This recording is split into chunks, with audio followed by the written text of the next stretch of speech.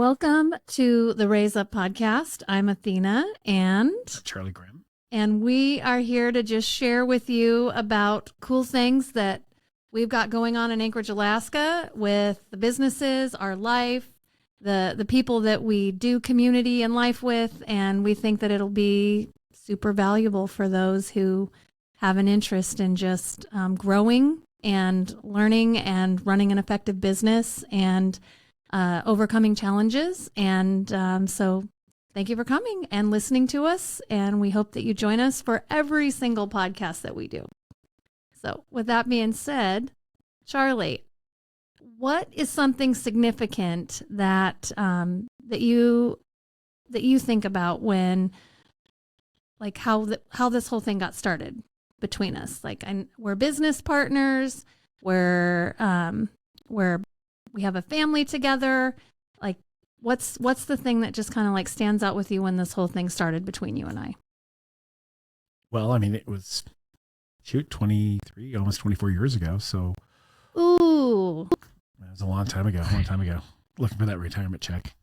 So, you know, I mean, it's definitely a challenge. It's definitely, it's got its great high sides and it's got its low sides. You know, we kind of bring home work sometimes, and sometimes work's good to have at home too.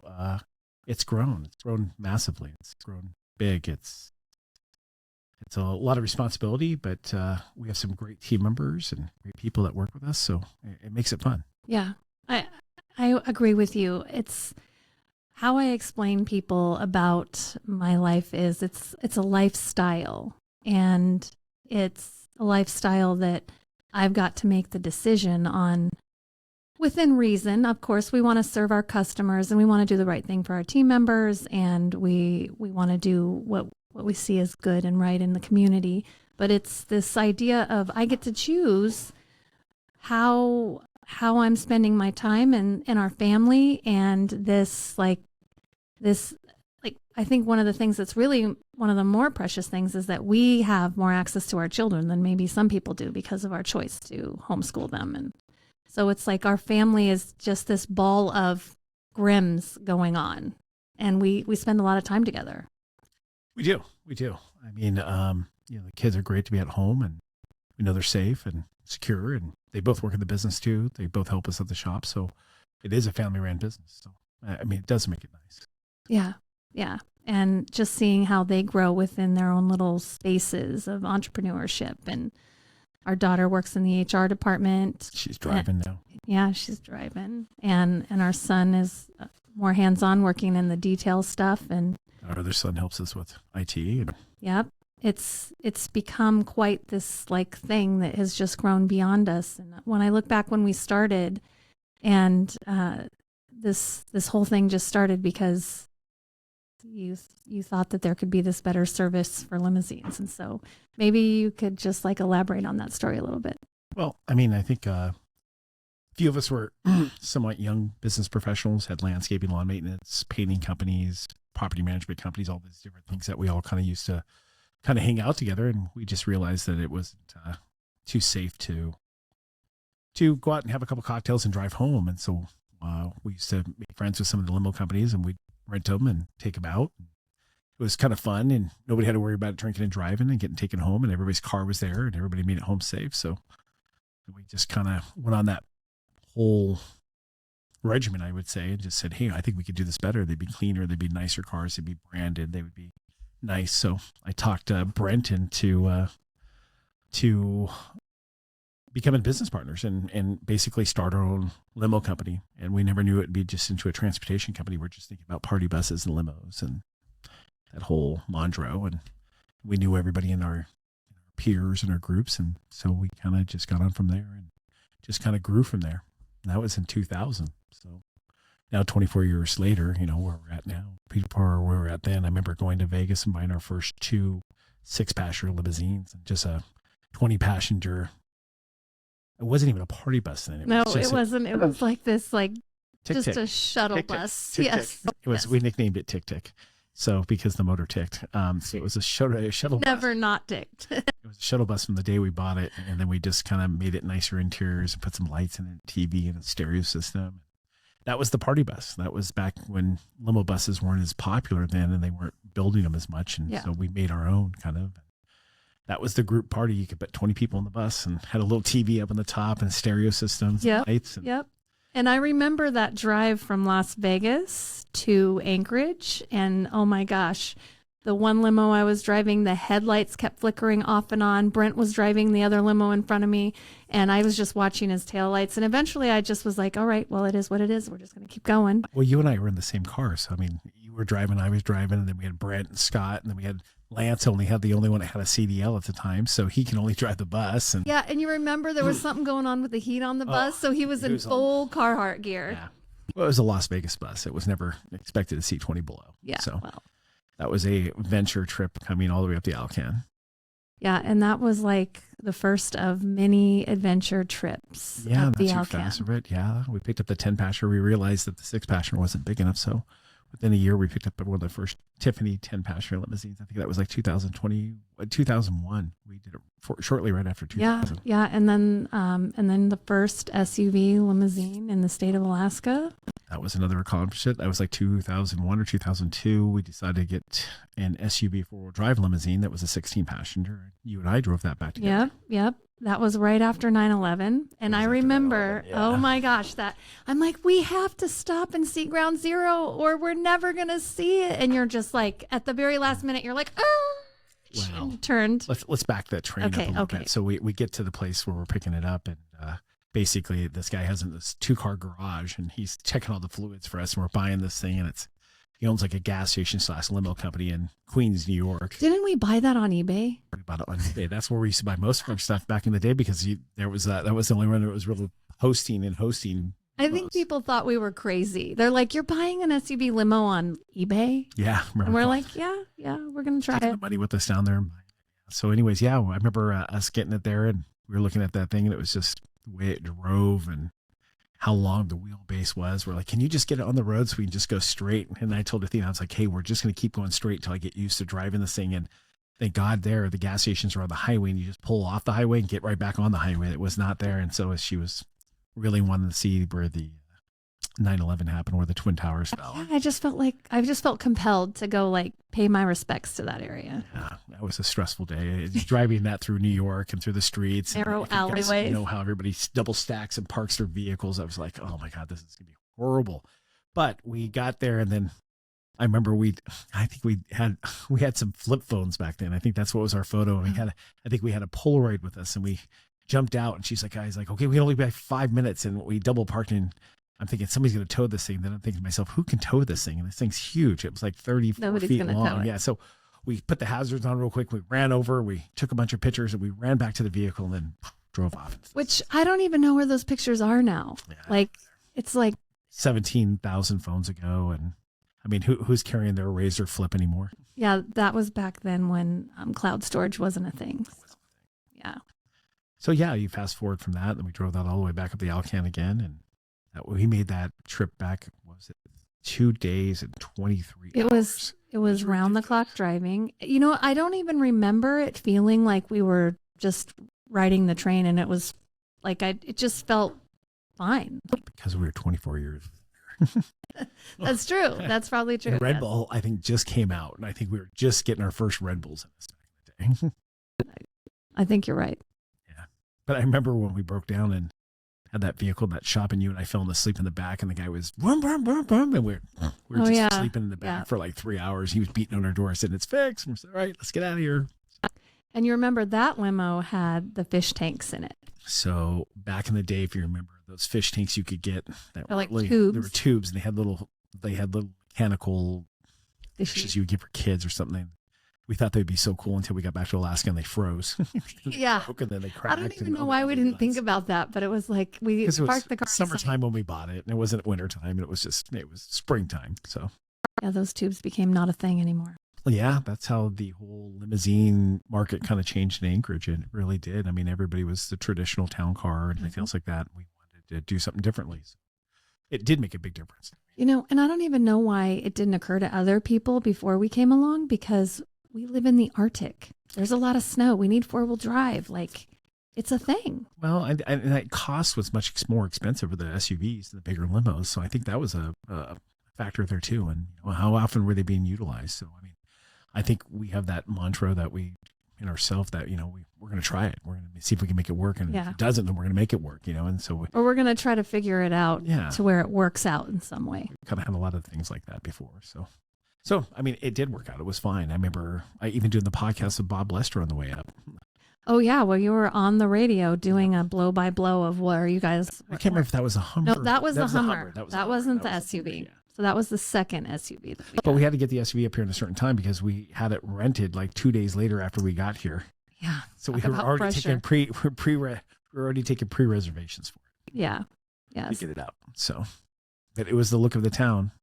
Yeah, it got a lot of attention, and it was special. And it's it's in Alaska's history, really.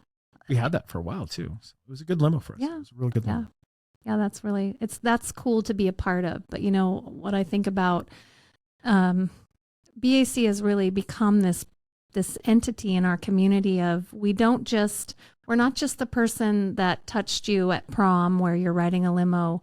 We're also the company that your kids come to work at for the first time through our ambassador program at the airport. And then we're also that person or that company that picks you up at the airport when you're coming back from your honeymoon. And it's remarkable to think about all of the different threads that BAC is a part of just in our region of how we touch people. And when we decided, I wanted to talk about the ambassador program a little bit. So part of what BAC does for those of you who don't know us is we have this access ambassador program at the airport where we're doing wheelchair assistance for people who fly in on a particular airline that we work for, and we hire as young as 16 for that position. And it's so cool to see mom drops the kid off at orientation and she's just excited. They're so excited that this is their first job and that we get to responsibly and really like in a loving way, like carry them through like what is a 40-hour work week or what is part-time? How do you clock in? Like, how do you behave within a code of conduct structure? And what does that look like when you're interacting with the public and training them on customer service? And I think it gives them a lot of respect too, because they're dealing with people that might have some small disability or just need some help. I mean, and it gives them a chance to serve their community and serve people, and then really learn different things in the aspects of people that just might need a little help, and it makes it really nice. And being the airport's so secure, and they have badges, and they have radios, and they have tablets, and they have responsibility of opening doors and getting places. It just gives them a whole new responsibility, not to not getting fast food or any first-timer jobs, but I mean, to have the level of access that they do and be able to interact with adults and people and badge in the door, and then making sure people are doing the correct thing as they're coming in and out too. I mean, they have responsibilities there too. So, I mean, we've had a lot of people comment on how great and how secure they feel because their kids are in a secure facility. The airport's a very secure facility. Yeah. So that makes a big difference too. When I've attended some of those department meetings and we have that question that we ask the staff in every meeting that we have, it's what's one of the highlights from last week. 100% of the time that in the meetings that I've attended, they're mentioning something about work. And it's not a requirement to tell us something interesting about work. It's just we have a mix in other departments that say, oh, well, I'm looking forward to this, or this happened at my house and it was great. But the ambassadors, it's like you can see into the center of them and they're just like, I helped this person. And it was great. Well, a lot of those people are very thankful about what we do for them too. I mean, when you look at it, they are needing help getting from point A to point B. And when you have a friendly person, a friendly face, and a person there, and it could be their grandkid, it could be their kid, it could be their nephew, it could be one of anybody else. They really enjoy having that touch contact with them. And when they're very nice and very helpful and take them to the bathroom or go get a bottle of water for them, or even sticking around just to help one of the family members pick them up at the front of the curb, it's always that curb to curb service for them. And that's one of the first people they see when they come to Alaska, and it's one of the last people they see when they leave Alaska, because as we're entering or we're bringing them into the jetway bridge, or we're taking them outside the the jetway bridge to their plane, we're the first and last people they see. So it could really make their day a little bit better. I mean, it just makes them smiler and has a little bit more human touch to it. And if you're really good and do it, they make really good money in tips too. Yeah. Yeah. That's another piece too. And it's like, I know we have teenagers that live in our home, and I have I have the good fortune of serving in a volunteer position with our daughter. And the absolute best version of her that I have ever seen is when she's serving others. And I have a feeling that we get to see the best version of some of these people that are working at the airport that their parents don't get to see because they're in service to others. And it's like, it just warms my heart to just be feeding that encouragement and fanning that flame of compassion and work ethic and responsibility. I definitely think it's took with them. They definitely have that willingness to help other people. Yes, I would agree with that. You know, one thing that occurred to me is I don't think that everybody knows exactly everything that BAC does in Alaska. So you want to just kind of explain some of our different departments. So as we started with limos. That was our big thing. We had the party bus people, limos, things like that. Then we got into sedans, black cars, started doing more kind of services like that. Then really exploded when we got into the crew contracts and working with the airlines and being very helpful for them. So we maintain about 90% of all the airlines at the airport now, and which is a huge deal. It's making sure the pilots get to and from their airplanes, the flight attendants, making sure they're getting taught. We have training when they come up here for training. We just got an email just the other day about we have pilots who are going to get set it up for getting their new uniforms. So, I mean, it's a lot of different things we help pilots get to and form doctor's appointments. So we're a big partner with all of our airlines, and that makes it nice. And then partnering with them other things, how we got into baggage claim delivery. When your bags don't show up on one of the airlines, we come and deliver your bags for you for several different airlines. And makes it nice because if you live in Willow or Peters Creek or something happens and you're missing that bag, you don't have to come all the way back in. So they do a great service in having that out. Then we got into the wheelchair services. Wheelchair services are another service that is a very helping service. And, you know, we have over 60 ambassadors at the airport that work on a continuous basis there 24 hours a day. And then, you know, it just came into more and more things that we do. And then we got into lot rentals, which is a different business than ours, but it was within the same compounds of the same facility, our campus. And lot rental was really good, renting spaces out for people. So, I mean, it really helped that a lot. And then we help in the community towards other things. We have another business as an ambulance service, which we'll be talking about that in another cast, but we have a wheelchair division that AMT opened up. BAC opened it up first, then we switched into AMT because we have an ambulance service too. So we provided wheelchair services for the hospitals. We do it for kidney dialysis. We do it for radiation appointments. We pick up people 24 hours a day, 7 days a week. Somebody comes in the hospital and they need to get transferred when they get brought in from an ambulance or whatever else it might be. We might come pick them up at 2:00 in the morning and take them from the hospital to their home. And BAC had that for quite some time. So it just grew, and we kind of stayed in the same highway, but we just kind of expanded our lanes out a little bit, but we're still going the same direction. That was always important for us. You know, and really a lot of those contracts and things that we decided to do, we were asked, hey, are you willing to like entertain this? Are you guys interested in it? Yeah. We're kind of having a problem with our wheelchair vendor. Are you thinking about, would you guys ever think about doing wheelchairs? We're having a problem with our baggage people. Would you think about this? I mean, but the same thing I think holds true back when we used to own C&G services. I used to just do lawn maintenance and snow plowing. And all of a sudden one of my vendors came in and goes, do you know any good painters? I can't find any painters. And I'm scratching my head. I'm like, what's it mean to paint? You know, what does it do? So I can hire some painters. And we hired some painters, and all of a sudden I was getting, you know, hundreds of thousands of dollars in painting contracts and really learning that business, and did that for quite some time for interior, exterior, commercial. So I don't think it's any different than what we believe in, is that if there's a way to make it happen, we can, if it's a good way. And if it makes it sense, it's profitable and it's good for the community, we kind of jump into it. So, but I think over the years, we've kind of grown that being in all these different industries, sometimes we're just better to be in our kind of lanes and do it. And you know, there's nothing wrong with it. Now we're kind of building a real estate portfolio now. So that's another form of area, buying more properties, getting those set up for STRs and midterm rentals and long-term rentals. So, I mean, and then just being a part of the community. I mean, as Athena was saying earlier, and I really want to touch on, is when she was saying touch points, when we get on the airplane and we have one of our BAC vests or jackets on,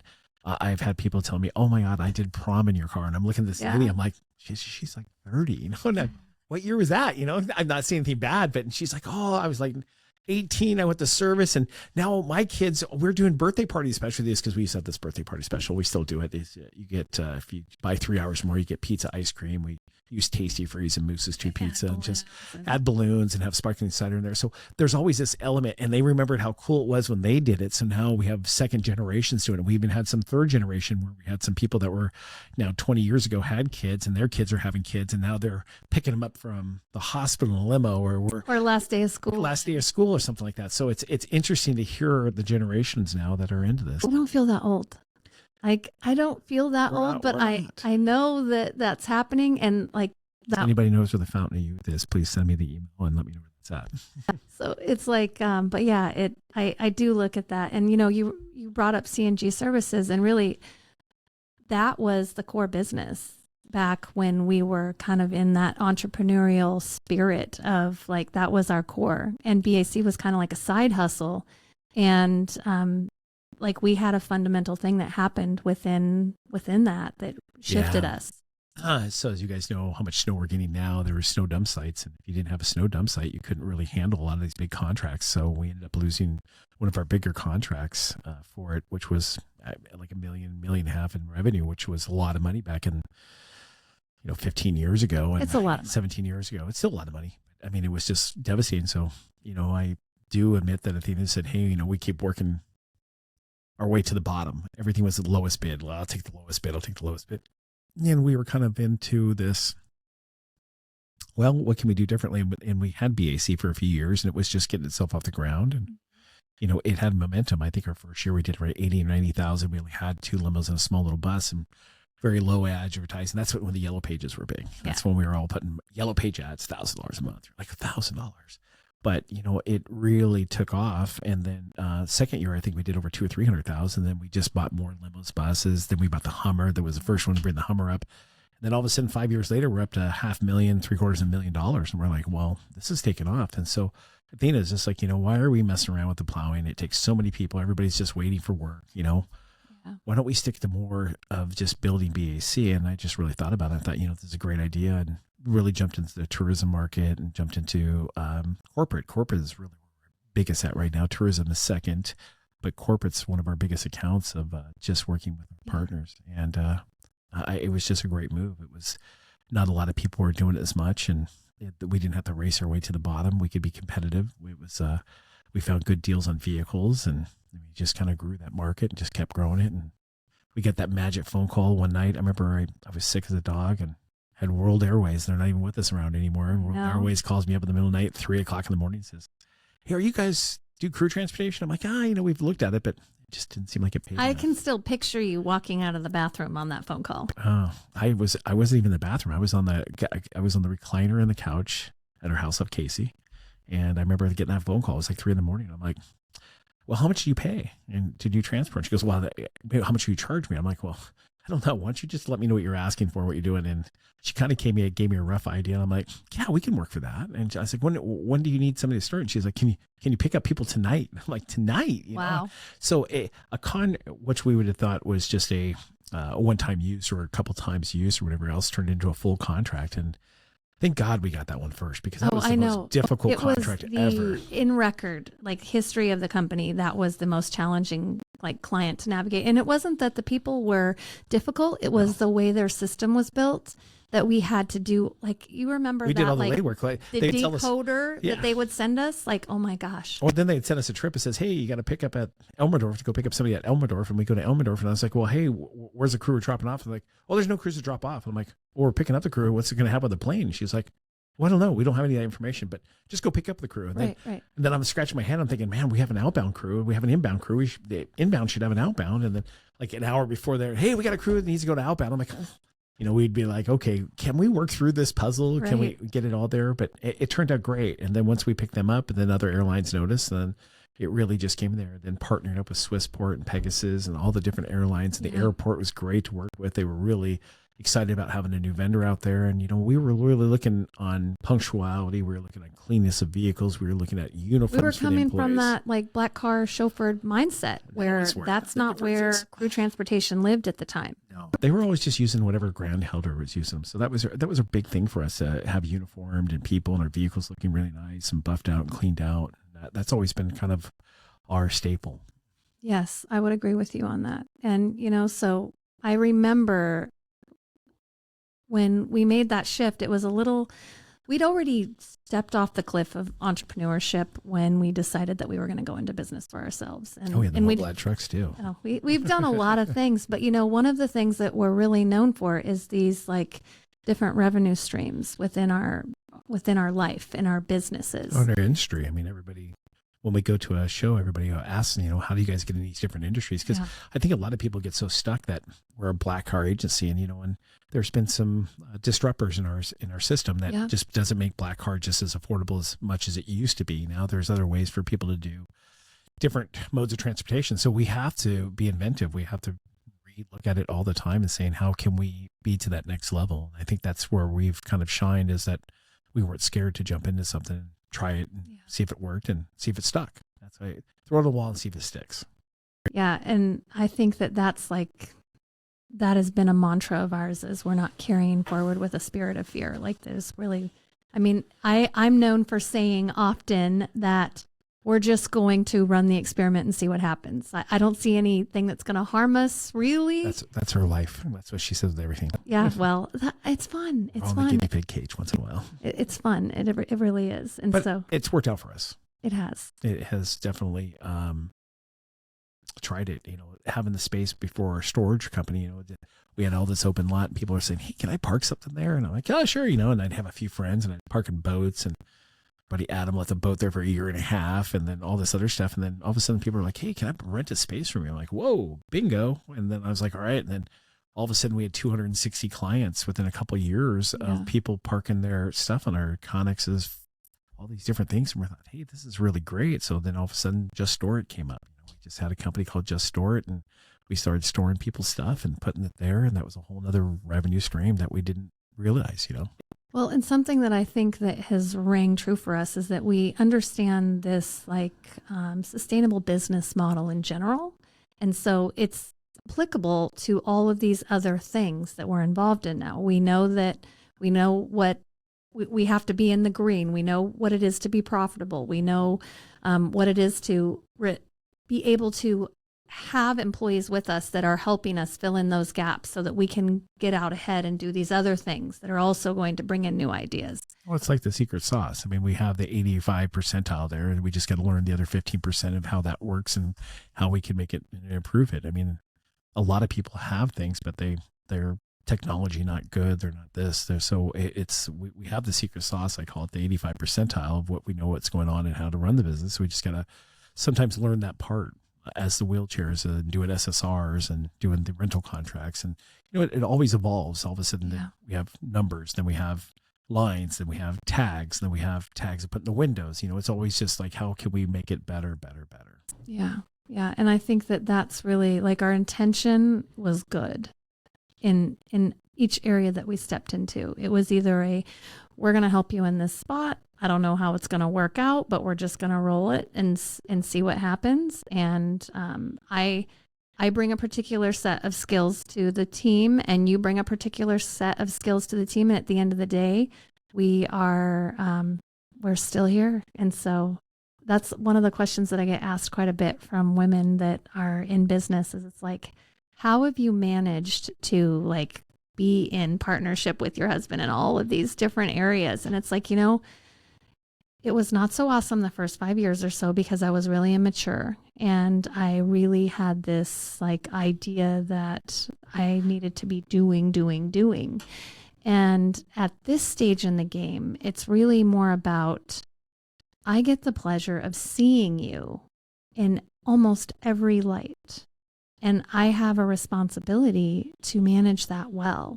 And so I get to see when things don't quite go as it was planning, and we have an unintended outcome when you've made a decision. I get to see when things really like rocket and it was like, oh, that was a great idea, especially when it comes to, you're always the one who's thinking forward about vehicles and accessories and all of this stuff where I don't even have to really think about what light shows in the limo, because you're already on top of that. And you don't have to think about what's the process for this, and this, because I've already met with the accounting team and this is what we're doing and all of that.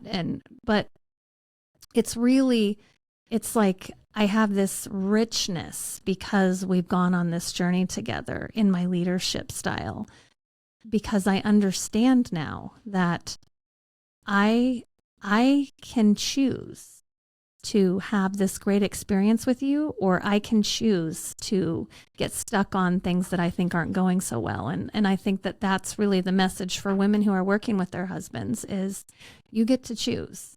And regardless of what you choose, it's still going to be your choice. And what you choose is going to be how your life goes.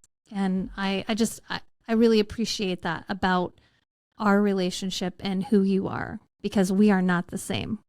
We have different leadership styles. We have a lot of different interests, but you've managed to balance that really well in this season of our life, and I'm so grateful. Well, with that, we're going to leave you with, we're blessed. We hope you're having blessings in your life and your day goes awesome. And thank you for listening to us, and catch us. This is going to be fun. We're going to be talking about all kinds of crazy things. Raise up. Raise up is responsibility, accountability, integrity, service, engage, understanding, and perseverance. And, I think we understand the responsibility and accountability, but the integrity piece is not just like be honest or do the right thing. It's like be true to who you are, like your authentic person. And I explain this to the team with, don't agree to do a night shift if you're a morning person, something as simple as that. And then of course, service and engagement, that's pretty self-explanatory, but kind of this idea of seeking to understand, like we've never solved a problem that we didn't first stop and try to understand what was going on and what the goal was. And I think that that's the understanding piece, but the last piece is probably one of the more important core values that we have, and it's perseverance. And it's not about just hang out and deal with things that aren't awesome or people treating you badly or whatever and just like power through it. It's about stepping into courage. And that's how I see perseverance, is that we have had to step into courage and in so many areas of our business. And I'm looking forward to sharing a lot of those stories that we have. Yes, that's big. Yeah, but with that being said, that's Raise Up. That's what we're doing. Thank you guys so much. Thank you guys for joining us.